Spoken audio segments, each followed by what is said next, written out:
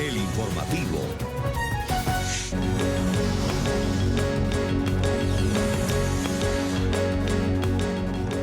Crece aceleradamente la tensión entre Estados Unidos e Irán.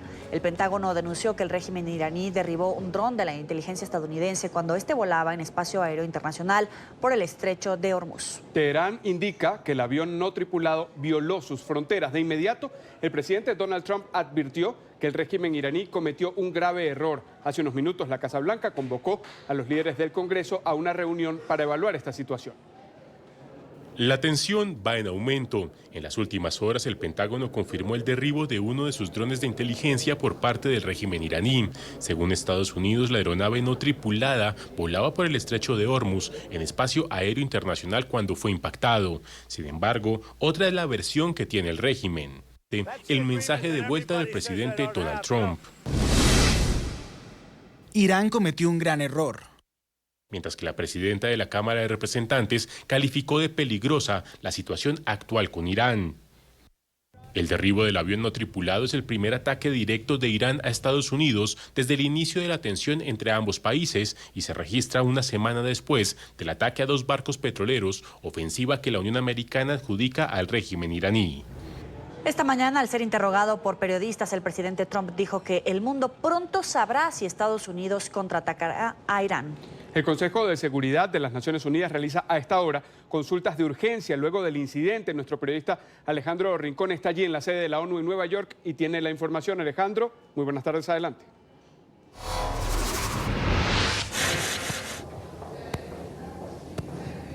Hola Carlos, Joelí, televidentes del Canal de las Américas. Desde el pasado mes de abril, las tensiones entre Washington y Teherán han escalado y llegamos a un punto en donde la situación en general en el Golfo Pérsico es de volatilidad extrema.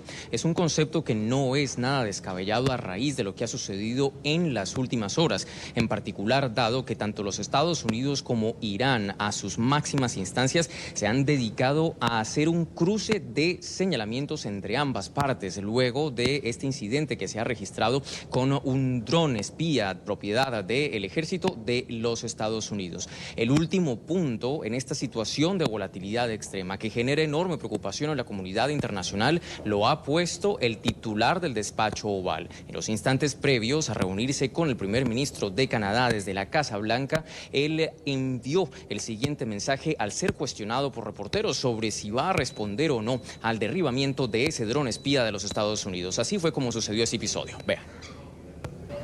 Presidente, ¿va a lanzar un ataque contra Irán? Lo sabrán pronto.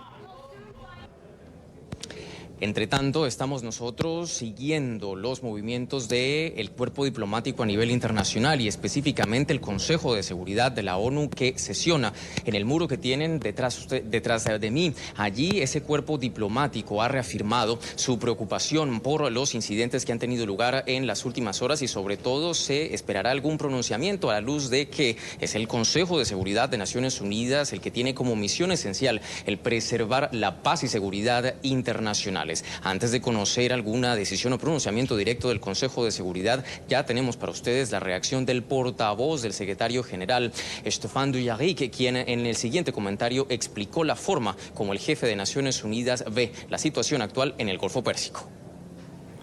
Es importante que en esta área no se expanda el conflicto y que todas las partes tengan la voluntad importante de no llevar a cabo ninguna acción. Es por eso que es importante trabajar en esto ahora mismo.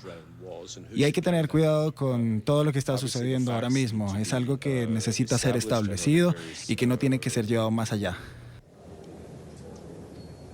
Para tener en cuenta los siguientes elementos, en particular para lo que vendrá en las próximas horas. El ministro de Relaciones Exteriores, de Irán, Javad Zarif, comentó más temprano este jueves que la situación con los Estados Unidos y en particular este caso con el dron lo llevará directamente ante la Organización de Naciones Unidas. Entre tanto, el Pentágono en sus últimas declaraciones como encargado de todas las fuerzas de defensa de los Estados Unidos ha reafirmado que ese dron espía sobrevolaba aproximadamente aproximadamente a unos 34 kilómetros del territorio que es soberanía de Irán, y con esto controvirtiendo todos los señalamientos de la Guardia Revolucionaria iraní, que insiste que ese dron espía sí estaba violando el territorio y la soberanía de Irán. Entre tanto, el mundo ahora está a la expectativa por tratar de ver hasta dónde irá el presidente Donald Trump. Finalmente, esa declaración de que el mundo va a ver muy próximamente si responderá o no a esa situación, pues es lo que genera incertidumbre. El último dato: hace minutos hemos tenido conocimiento de que la Casa Blanca ha invitado a líderes del Congreso a una reunión sobre Irán en la Casa Blanca, justamente pues para tratar esta situación. No sabemos o no si seguirá deteriorándose la situación en el Golfo de Hormuz. Es todo lo que tenemos para ustedes por ahora. Continúen con más en el informativo. Gracias, Alejandro. Y vamos a revisar las características principales del dron que fue derribado por el régimen iraní.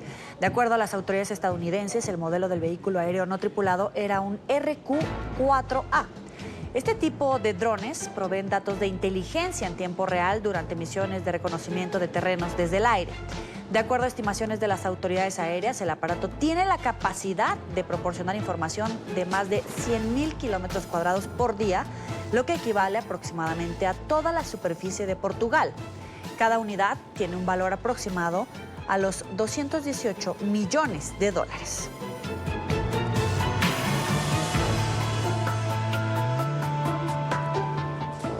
El primer ministro de Canadá, Justin Trudeau, se reunió con Donald Trump en la Casa Blanca. En el encuentro discutieron temas como las tensas relaciones con China y la aprobación del acuerdo mercantil entre Estados Unidos, México y Canadá. NTN 24 está en el lugar de la noticia con Emiliana Molina. Adelante. Así es, ¿qué tal? Muy buenas tardes a ambos. Pues en este momento Trudeau y Donald Trump avanzan con una reunión en la oficina oval y en los próximos minutos tendrán un almuerzo prolongado con las delegaciones de ambos países, donde estarán presentes ambos vicepresidentes también y los cancilleres de Relaciones Exteriores para hablar sobre varios temas. Pues primero, Trudeau quiere que el mandatario estadounidense Donald Trump se pronuncie sobre la detención de 2 canadienses en diciembre del año pasado. Estos 2 canadienses fueron arrestados en China, presuntamente bajo cargos de espionaje, pero esto en represalia a la detención de la líder de Huawei de parte de Canadá, que supuestamente está a la espera de una posible extradición a Estados Unidos. Y por otro lado también está el tema sobre la mesa del nuevo Tratado de Libre Comercio, más conocido como el TEMEC, que han logrado renegociar entre México, Estados Unidos y Canadá. Este tratado lo aprobó México el día de ayer, ahora falta que lo aprueben el Congreso estadounidense y también el Congreso de Canadá. En realidad creo que tenemos una tremenda relación entre ambos países y lo más importante es que es a nivel de comercio. Estamos compitiendo con China, con la Unión Europea y esto de alguna forma nos da un espacio para el diálogo y es lo que hemos logrado el día de hoy. Creo que es muy bueno para ambos países y a nivel político creo que es lo mejor que podemos hacer ahora. Después de la elección de que ganamos hemos tenido un gran apoyo y continuamos con ese gran apoyo, así que creo que estamos dirigiéndonos hacia el lado correcto en estas negociaciones. Hace unas horas hablamos con la embajadora de México que está aquí en Washington y estaba en unas conversaciones en el Wilson Center, que nos dice que no siente que los demócratas en el Congreso aquí desde la capital estadounidense estén necesariamente obstaculizando la ratificación del nuevo TEMEC, sino que más bien se deben considerar las preocupaciones que los demócratas tienen sobre este nuevo acuerdo. Yo no quisiera decir que están obstaculizando. Me parece que sus preocupaciones hay que tomarlas en cuenta, son válidas y el mensaje que estamos mandando es que estamos trabajando muy estrechamente con ellos y por eso les hemos estado explicando y hemos llevado delegaciones de demócratas a México para que entiendan en toda su profundidad el enorme cambio de la reforma laboral en México y entonces cómo por lo que ellos han peleado desde los años 90 aún está ya contemplado en el tratado y está contemplado en la reforma laboral de México. Bueno, y algunos de los temas que intentan renegociar los demócratas aquí desde Washington son temas de medicamentos, también la mano de obra, los empleos y por último normas del medio ambiente. Esta es toda la información que tenemos en directo desde la Casa Blanca. Emiliana Molina, regreso con ustedes. Muchísimas gracias, Emiliana. En México está lista para implementar el Tratado de Libre Comercio con Estados Unidos y Canadá. El Senado mexicano avaló con 114 votos a favor, 4 en contra y 3 abstenciones el conocido TEMEC. De esta manera se convirtió en el primer país en concluir el proceso de negociación del convenio que va a sustituir al TLCAN. En este nuevo contrato se incluyó un capítulo anticorrupción y otro en materia laboral. En medio de la votación, los senadores pidieron al presidente Andrés Manuel López Obrador tener una posición firme frente a las presiones del gobierno de Washington. Por su parte, el mandatario estadounidense Donald Trump felicitó a través del Twitter a su homólogo mexicano y aseguró que espera que el Congreso en los Estados Unidos haga lo mismo. Celebro mucho el que se haya ratificado este tratado. Con todo respeto, nos adelantamos a Canadá y nos adelantamos a Estados Unidos. Y volvemos a reiterar nuestra determinación, nuestra convicción de mantener relaciones de amistad y de cooperación para el desarrollo con Canadá y con Estados Unidos.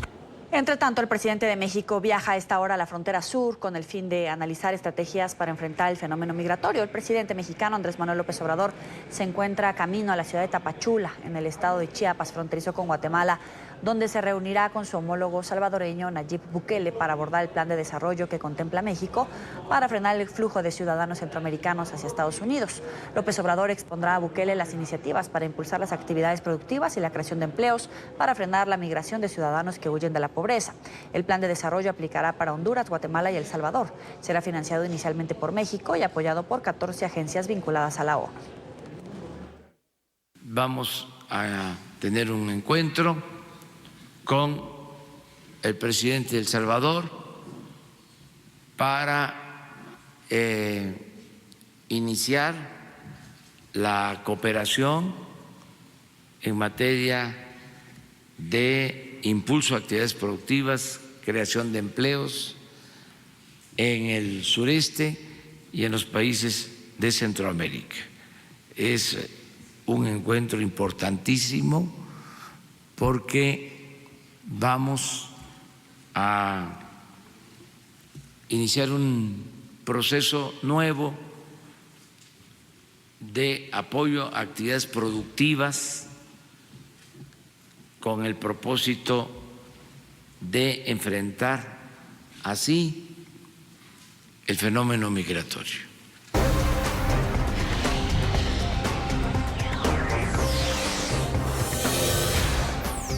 Avanza la visita de Michelle Bachelet en territorio venezolano. Estas son las primeras imágenes de la alta comisionada para los derechos humanos de la ONU del día de hoy, quien se reúne a esta hora con autoridades del régimen de Nicolás Maduro. Más temprano acudió a la sede del Programa de Naciones Unidas para el Desarrollo en Caracas. Afuera de las instalaciones había multitudinarias manifestaciones convocadas por diferentes organizaciones no gubernamentales. Hoy también Michelle Bachelet va a visitar el Tribunal Supremo de Justicia. Allí sostendrá reuniones con su presidente, Michael Moleno, y el fiscal general designado por la Asamblea Nacional Constituyente, Tarek William Saab. Por la tarde va a reunirse con familiares de presos políticos. Mañana visitará la Asamblea Nacional y ahí se reunirá con su presidente Juan Guaidó. Posteriormente se encontrará con la Asamblea Nacional Constituyente y Diosdado Cabello. Vamos a Caracas con nuestro periodista Oliver Fernández. Adelante, Oliver, tenemos en pantalla a Michelle Bachelet.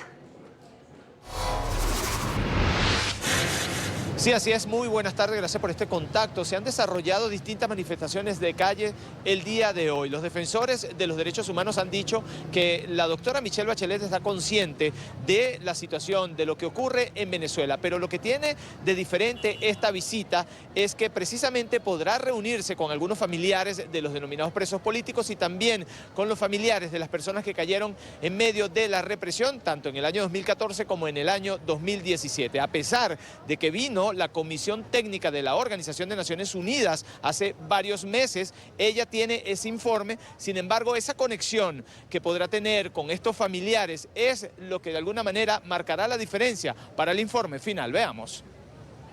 Yo les aseguro que no es lo mismo que ella lo tenga en el informe como está, a que escuche a médicos, a madres de niños de los JM de los Ríos, a víctimas de torturas y tratos crueles, a familiares de personas que han fallecido por vía de ejecuciones extrajudiciales, por ejemplo. Eso produce sin duda un efecto que hace que lo que se pueda leer o presentar tenga, por supuesto, una conexión con lo humano, con el daño tan grave que se ha ido causando a las personas en el país. Mientras tanto, los familiares de los denominados presos políticos se apostaron acá frente a la sede de la Organización de Naciones Unidas en Caracas. Algunos rompieron en llanto, piden a la doctora Michelle Bachelet que interceda para que sean excarcelados. Está demasiado fuerte, ya yo no puedo más con esta situación. Que se acerque, estoy cansada que la ministra se acerque a las instalaciones de la Yaguara. Queremos, le exigimos a ella que como alta comisionada se llegue personalmente a la sede de la Yaguara. Él está revelando que hay una profunda crisis, está reconociendo que hay una emergencia humanitaria compleja, que las decisiones que se han tomado a nivel interno no han sido suficientes para mejorar la situación de derechos humanos y que además las instituciones como el Ministerio Público, la Defensoría del Pueblo, no están dando respuesta a las demandas de la ciudadanía. Alfredo Romero aseguró que en las próximas horas los familiares de los denominados presos políticos y las víctimas de la represión podrán contarle a la doctora Bachelet lo que han vivido en los últimos años. Aquí ella no está descubriendo algo que ella sabe. Ella lo que está es pisando tierra en el lugar donde ella ya conoce por los informes y por su grupo de expertos lo que ocurre. Entonces ella tiene que ver y que oír. Ver las cárceles, oír a los presos, ver a los familiares, oír a los familiares y llevarse una impresión directa de lo que ocurre. Directores de las distintas organizaciones no gubernamentales piden que se abra en Venezuela una oficina con representantes permanentes de la alta comisionada para los derechos humanos de la ONU, Michelle Bachelet. Es la información que manejamos desde Caracas. Continúen con más en nuestro Centro Internacional de Noticias. Gracias, Oliver. Y Michelle Bachelet llega al país en medio del pulso político entre Nicolás Maduro y el presidente interino Juan Guaidó. Además, una grave crisis humanitaria que padecen los venezolanos día tras día. La alta comisionada de Naciones Unidas para los Derechos Humanos recibió críticas por esta visita, no por hacerla, sino por lo tardía. En el programa Cuestión de Poder de NTN 24, José Miguel Vivanco, director para las Américas de Human Rights Watch, dijo que la alta comisionada de las Naciones Unidas para los Derechos Humanos tiene la obligación de mostrarle al mundo la realidad de Venezuela sin maquillaje. Un país sumido en la escasez de productos básicos, la hiperinflación, el colapso del sistema de salud y fallas en los servicios públicos. Además de la huida de 4 millones de ciudadanos desde 2015 que escapan de esa realidad. Esa es la Venezuela que encuentra Michelle Bachelet. La alta comisionada de Naciones Unidas para los Derechos Humanos llegó a Venezuela para constatar la crisis humanitaria que padece la nación. Una visita que, según los opositores del régimen madurista, las familias de los presos políticos y organizaciones de derechos humanos tardó mucho. Desde que asumió el cargo, la funcionaria ha sido cuestionada por su postura frente a las acciones de Nicolás Maduro. Incluso, mientras la comunidad internacional se movilizaba para cerrar el cerco al régimen, ella criticó las sanciones impuestas por Estados Unidos. Me preocupa que las recientes sanciones a las transferencias financieras relacionadas con la venta de petróleo venezolano dentro de los Estados Unidos puedan contribuir a agravar la crisis económica, con posibles repercusiones en los derechos básicos y el bienestar de las personas. Pese a que condenó la brutal represión en medio de las protestas contra Maduro y la persecución a sus detractores, son muchos los que exigen sea más drástica. La alta comisionada Michelle Bachelet todavía no ha condenado la dictadura de Maduro por atropellar los derechos humanos en Venezuela. Eso es insuficiente, y lo digo con respeto, pero es verdad. Su antecesor, el jordano Zeid Ra'ad al-Hussein, fue mucho más claro, más categórico en condenar los atropellos a los derechos humanos. Una campaña más osada en contra de su papel frente al régimen venezolano la adelanta el cantante español Miguel Bosé. El artista ha utilizado sus presentaciones y redes sociales para exigirle un pronunciamiento fuerte contra Maduro. Michelle.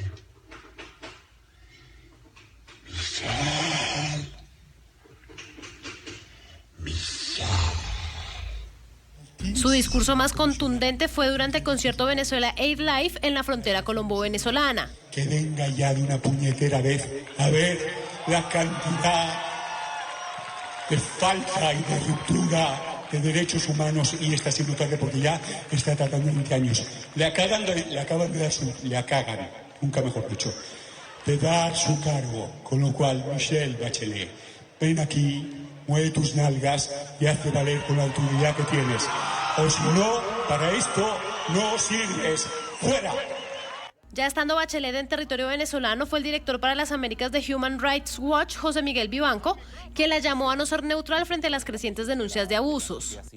Las reuniones son importantes, pero acá lo trascendental es que ella pueda recorrer el país y hacer presencia en los hospitales y en las prisiones donde se están cometiendo todo tipo de barbaridades. Ella es la máxima autoridad de derechos humanos de Naciones Unidas.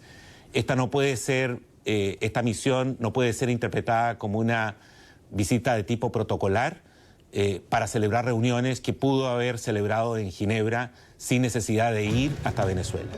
El director de la ONG pidió que Bachelet entregue un informe en el que hable de la verdadera situación de Venezuela sin adornos. El gobierno de Estados Unidos incluyó a 2 nuevos países a su lista negra de trata de personas. En el más reciente informe anual del Departamento de Estado presentado por el secretario de Estado, Mike Pompeo, la Unión Americana atribuyó a Arabia Saudí violaciones de los derechos laborales de trabajadores extranjeros. Además, acusó al régimen de Cuba de tráfico de personas a través de su programa de envío de médicos a otros países. El alto funcionario estadounidense calificó como esclavitud moderna la violación de los derechos fundamentales de estas personas.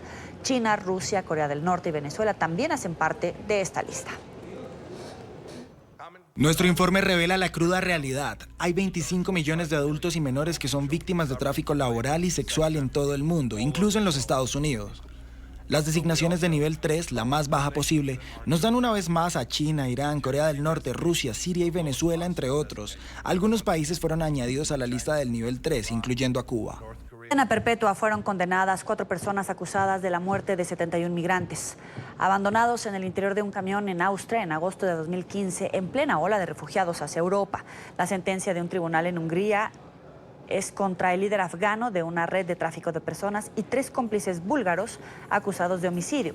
Se habían negado a abrir el camión frigorífico en el que viajaban los migrantes a pesar de los gritos de auxilio. Entre las víctimas procedentes de Siria, Irak y Afganistán había 8 mujeres y 4 niños. La Policía Nacional de España detuvo en la localidad de Murcia a 8 personas en una operación contra la explotación laboral.